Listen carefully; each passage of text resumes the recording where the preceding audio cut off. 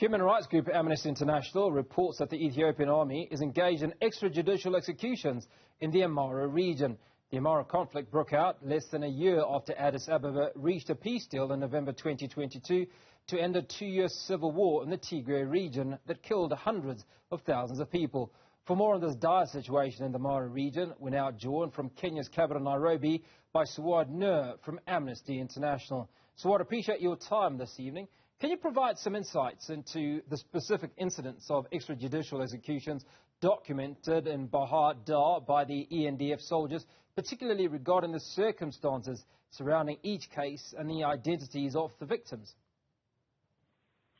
Thank you so much for having me.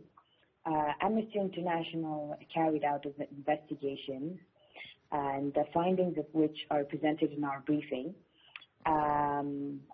Between 18th of December 2023 to 6th January 2024, we carried out 32 remote interviews with eyewitnesses, family members of victims, healthcare professionals, communities, and community leaders via telephone in Amharic.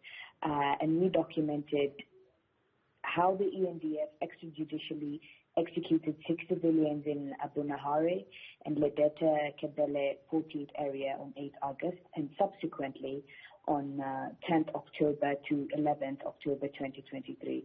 So it's members of the Ethiopian National Defense Forces who are extrajudicially executing these people, and again they executed another 6 between these dates, including 6 civilians and 1 person who is either a civilian or a horse de combat in the Sabete Temet neighborhood. So these are civilians who are being killed and directly targeted by the ENDF. So what evidence is one thing, but verification obviously is critical. How did Amnesty International verify the information presented in the briefing, including the testimonies of the witnesses and family members of the victims? Thank you. That's a very important question. And we get to verify this information by triangulation. And through our sources on the ground, we ensure that we have a very high evidence threshold. And as indicated, these are very few cases of extrajudicial killings, but it does not fully represent the magnitude of the violations. In addition to that, we've indicated in our report that our methodology, we use a very high evidence threshold to verify each killing. In addition to that, we have received multiple other cases of human rights violations, but we verified the 12 that are in our report. Now, I'd imagine that there must have been numerous challenges that Amnesty International encountered in conducting these investigations and gathering evidence. What are some of these? Definitely the challenges were vast, and the reason is because this human rights impact in the conflict in Amhara region has been slow to emerge due to an internet shutdown and partial communication blackouts under the state of emergency that has been posted by the government. In addition to that, there have been fear of reprisal by survivors and the witnesses as well. So the challenges have been really vast. That's why it has taken us so long as well. As we know, the conflict broke out last year, and it began when the tensions between the federal government and the Amhara region special forces began after the federal government and the Tigray people, after we signed the cessation agreement was signed, it was followed by integration of the basically the different militias in the different states. They were supposed to be put into the government forces, but they refused. And since August 2023, we have seen consistent reports on the fighting, but this is the first report about the Amhara conflict that has been done by any human rights organization. So you can imagine the challenges that we have faced and others as well. So when we unpack the violations of international humanitarian law and international human rights law documented in the briefing, what specific provisions of these legal frameworks were violated by the actions of the Ethiopian National Defense Force soldiers? Well, definitely there was the right to life under the United Nations Declaration of UDHR was violated. In addition to that, international humanitarian law rights have been violated as civilians have been directly targeted, and these are civilians who are not participating in the conflict. So the Ethiopian government is claiming to target the Fano militia, but in the cases that we are reporting, they're directly targeting civilians. Therefore, we are calling for the government to give the independent media and regional international human rights organizations access so that these allegations and what has been confirmed to be investigated. In addition to that, we're calling for the government to lift the ban on the Amhara region and the communication blackout in some of the regions.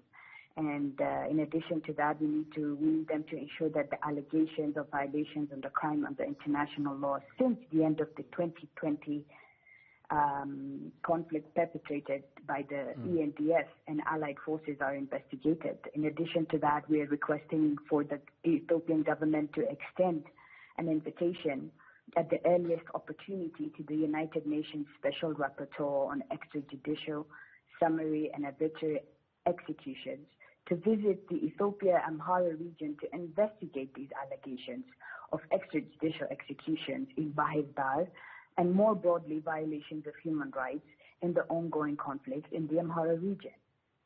Is there appetite from the Ethiopian government to accept these recommendations that you have given, or at least offer some positive action? Well, we wrote to the Ethiopian National Defense Forces and the Ethiopian authorities, but up to now we have not received any response. But it's important that we understand that in Ethiopia, systematic impunity continues to embolden perpetrators of crimes under international law and places all communities at risk. And without a credible justice and accountability mechanism for these crimes and those that Amnesty International has previously reported, including on Tigray, civilians will continue to be targeted and their rights are more broadly being infringed upon, including health and education, which has been impacted by these conflicts. And so that's the situation. It's very tough, but we hope that they will take our recommendations and justice and accountability will be received by the survivors and the community.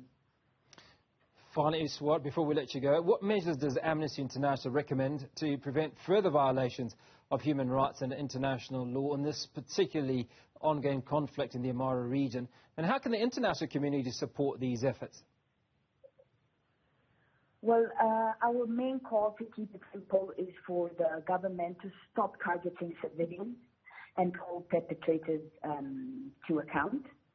And in addition to that, we're calling the United Nations Human Rights Council to take immediate steps to resume the Council's scrutiny of the human rights situation in Ethiopia and establish a process to follow up on the findings of the International Commission of Human Rights Experts on Ethiopia. And to the African Union Peace and Security Council, we call on them to step up public and private engagement on the ongoing conflict in Amhara region, including through the situation on the agenda. In addition to that, we call on the African Commission of Human and People's Rights Working Group on the death penalty, extrajudicial, summary or arbitrary killings, and enforced disappearances in Africa to speedily investigate allegations of extrajudicial execution in Bahir Dar and report its findings and recommendations to the Peace and Security Council. We also call on the international... I'm afraid we've run short of time. We're going to have to leave it there. That was Suad from the Amnesty International speaking to us from Kenya in Nairobi.